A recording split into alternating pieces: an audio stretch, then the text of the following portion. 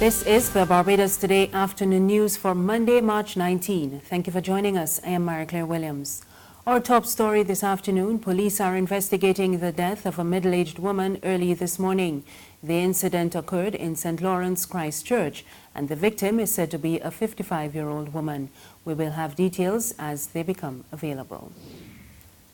In other news, the Barbados Workers' Union is calling for more clarity on the status of the sugar industry. Deputy General Secretary of the BWU, Dwayne Paul, outlined the concerns at a meeting at the union's headquarters this morning. Every year for the last several years, we have been having workers sitting and waiting to find out if there's going to be a crop, when the crop is going to start, and if we are ready to proceed with the crop. This is 2018 and we have the same problem again.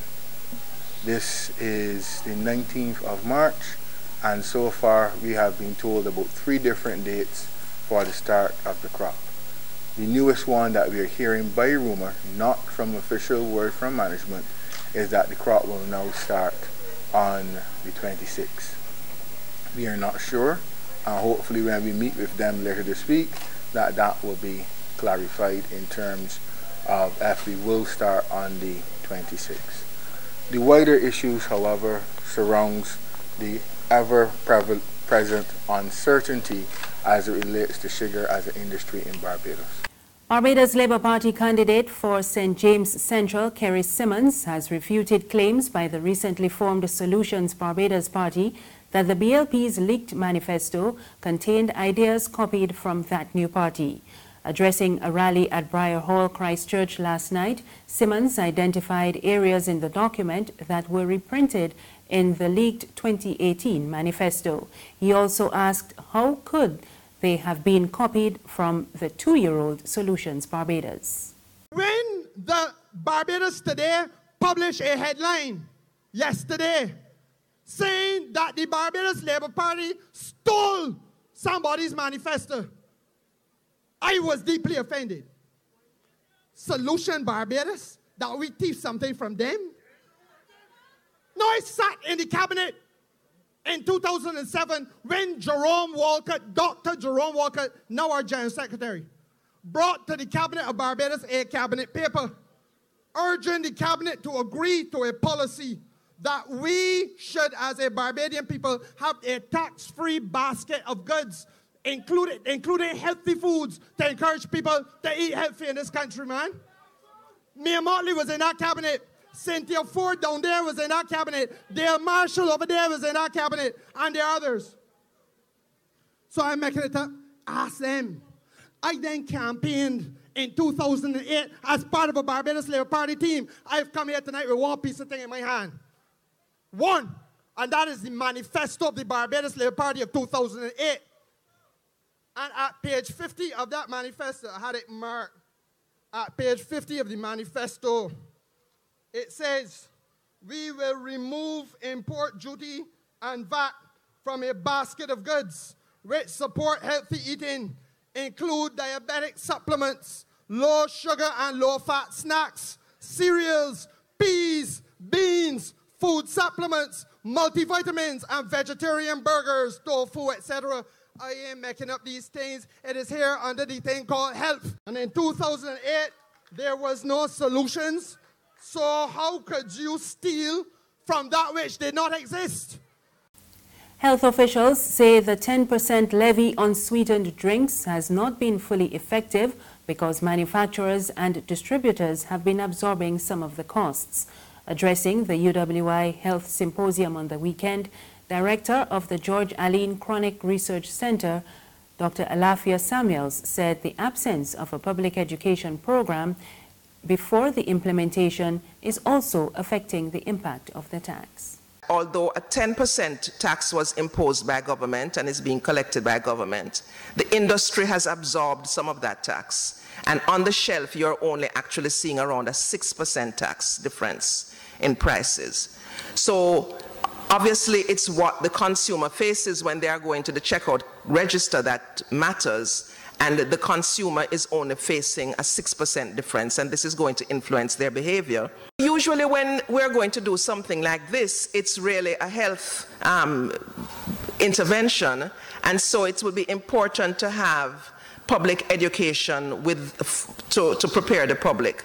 But in reality, in Barbados, this intervention was driven more by tax revenue, and so it was announced and implemented quickly without a chance for real public education to take place. There's regional and international news after this short break.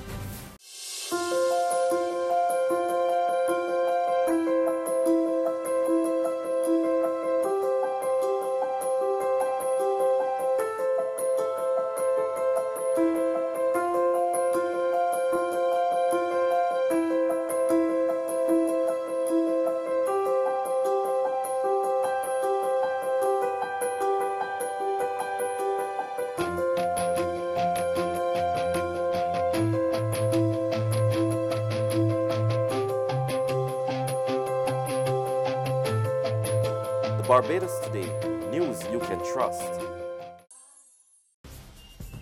Thank you for staying with us. We're back with news from the region.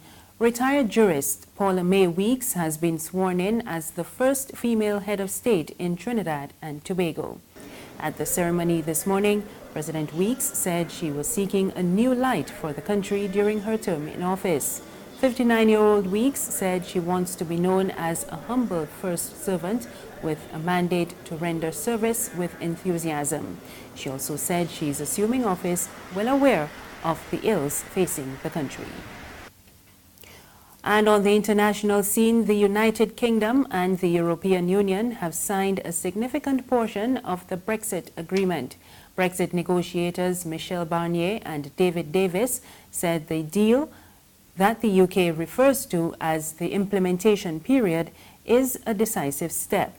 But there are still issues to be resolved, including the Northern Ireland border. The transitional period is scheduled for March 29, 2019 to December 2020. And during this period, we've agreed that those international agreements which arise from our European Union membership continue to apply as now. This provides further certainty of businesses who can be confident there will be no disruption to their existing trade relationship as we leave the European Union. To ensure our agreement is faithfully and fully implemented, we are establishing a joint committee made up of representatives of the United Kingdom and the European Union. This committee will provide a way to resolve concerns as they arise, and will be underpinned by a clear commitment from both sides to act in good faith. One of the key objectives I set out in my T-Sport speech was that the United Kingdom will be able to make its voice heard during this period and ensure our interests are protected. This delivers on that objective. And that's news this afternoon. Remember, there is more on our website, www.barbadostoday.bb. You can also subscribe to our e-paper, email updates, and like us on Facebook. We're on Izumi Media in bus terminals and on Screenplay at supermarkets and gas stations near you. You can also find us on Mix 96.9 FM. I am Marie Claire Williams. Good afternoon.